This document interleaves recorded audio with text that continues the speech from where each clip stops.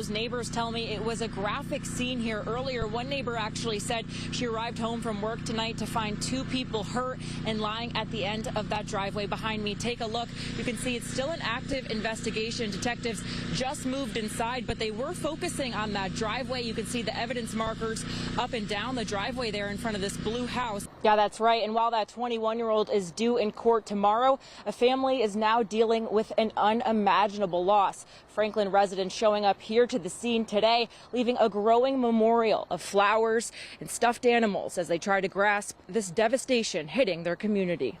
Yeah, I did, Mark, and I'm still waiting to hear back. Meanwhile, the select board chair here at Town Hall tells me that facility is not zoned to hold people for more than a couple of hours. I'm Boston 25 News reporter Alyssa Azzara on scene in Plymouth along Route 3 here, where a woman says she's thankful to be alive after a scary incident while driving. Now she's hoping to reunite with the person she says led her to safety.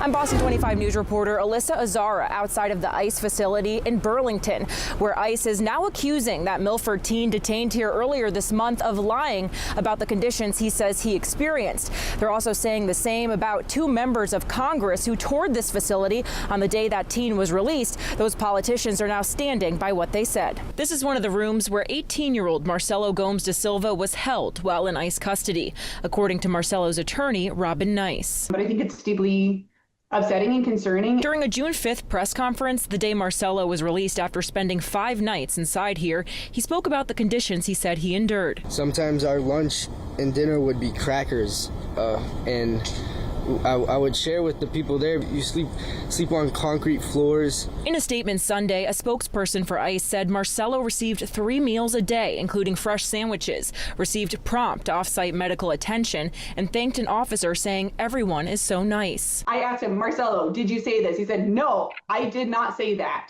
So I trust my client. I believe he didn't say it. There were times where he might have been given food beyond crackers, but the only thing that he felt was safe to eat and not going to make him throw up would be like crackers. Nice also says Marcelo asked officers for Tylenol to deal with a sore throat and fever. Nice says he was told there was no medicine available. But on June 5th, Marcelo did recognize a couple of people he felt showed him some kindness on the inside. She was the only person in that place that was like, I understand, like I get it. She was the only nice security, one of the only nice security guards. There was this other guy that would let me use the phone at night sometime to talk to my parents.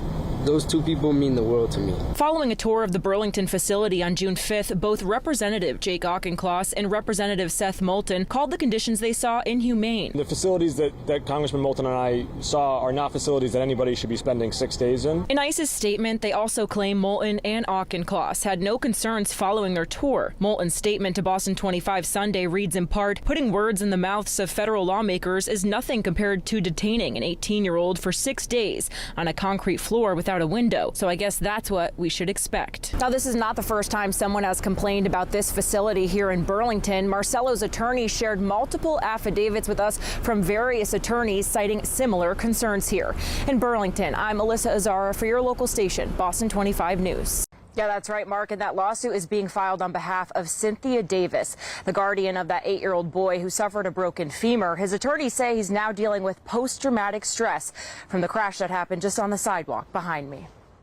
We're seeing the alarming dashcam video from the school bus crash in Jamaica Plain last December for the first time, as part of that lawsuit filed Tuesday. That never should have happened, and we need to make sure things like that don't happen. On the top half, you can see the bus driver appear to wake up from a nap and immediately start driving. And on the bottom, you see that little boy with his aide on the sidewalk seconds before being hit. Police say the driver claimed there was a steering issue and another car cut in front of him. The lawsuit alleges neither of those statements are accurate and blames Transdev for negligence and systematic failures. Mayor Michelle Wu says the crash is part of an independent review sparked after another Transdev bus crash in April, killing a 5-year-old boy in Hyde Park. They are one of the few companies in the space that has the capacity to serve a district as large as Boston with 22,000 students who are being bused to and from. Wu says the review will look at Transdev's contract and how they perform in relation to it. But also what needs to happen in the future.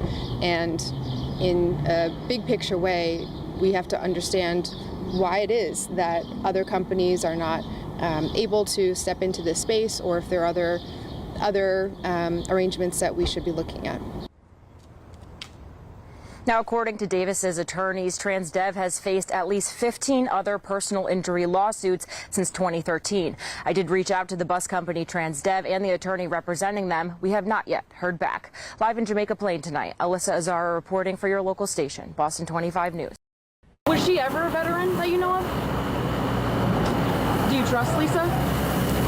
She's your sister-in-law, right? She is my sister-in-law, yes. 57-year-old Lisa Legassi was hired as a science teacher at Haverhill High School back in September 2024. Now she's accused of lying about having a Purple Heart given to those wounded or killed while serving in the military. There was a moment this morning where the detectives and police department, they went through her stuff on the dining table, and all they saw was a plaque with her Purple Heart on it, and it's I briefly saw it myself. Legassi is also accused of lying about her college degrees to get a job. Her brother-in-law, Michael, says this all comes as a shock. The thing I have to say is that it's very weird. The Lowell woman pleaded not guilty in Salem Superior Court Friday to a list of charges, including identity fraud, stolen valor, reckless endangerment of a child, and larceny. I never thought in a million years that this would ever happen, ever. Haverhill Public Schools said it became aware of inconsistencies in Legassi's background following an incident with her service animal in March. She was immediately placed on administrative leave.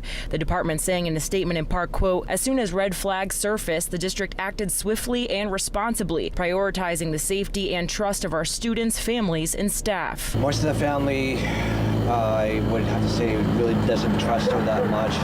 I'm not sure if I trust her that much, but she tries to make things work.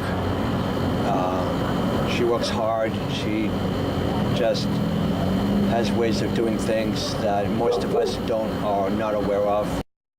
The school department says at the time Legassi was hired, she did have a valid teacher's license and her references were checked with other school departments. Now, before she worked here, she was with Worcester Public Schools and the Lowell School District. She's due back in court at the end of July. In Haverhill, I'm Alyssa Azzara reporting for your local station, Boston 25 News. I'm Boston 25 News reporter Alyssa Azzara at Elliott Church in Roxbury, where just inside, students are getting creative and sharing their life experiences through hip hop. It's part of a program that's helping students with their mental health using music. Boston students are putting their musical talents on display. It pushed me out of my comfort zone in a good way. It was real creative. Youth ages 12 to 24 taking part in Beats, Rhymes, and Life's annual hip-hop showcase Friday night, a school program offered through Children's Services of Roxbury. Sometimes it's harder to have conversations, but it's easier to make a song about it. Michael Big Mike Mendez is a lead artist with Beats, Rhymes, and Life Boston, also known as BRL. Mendez says through the program, students get to learn how to make music and create their own hip-hop track. So that way, if there's something that's harder for you to talk about, it'll be easier for us to play it, and then you can still express however way you was feeling, and then now we could dance to it. Ariana Brown and Zaria King had the chance to perform a song together, inspired by Big Mike Mendez. Mike was like, we should make a diss track. So then we was like, why not? And then we had no one to really diss, so we just made a song about a diss track about somebody random, and then that's how the song came about. Mendez says through music, he's made a positive impact on Boston's youngest and wishes he had a community like BRL while growing up in Dorchester. My whole life has been murders and funerals and not any of this, and then if I had this, we probably would have had less funerals and murders, so that's the goal. Mendez says Beats, Rhymes, and Life was first brought to Boston back in 2018. It's based off a therapy program started in Oakland, California. In Roxbury, I'm Alyssa Azzara for your local station, Boston 25 News.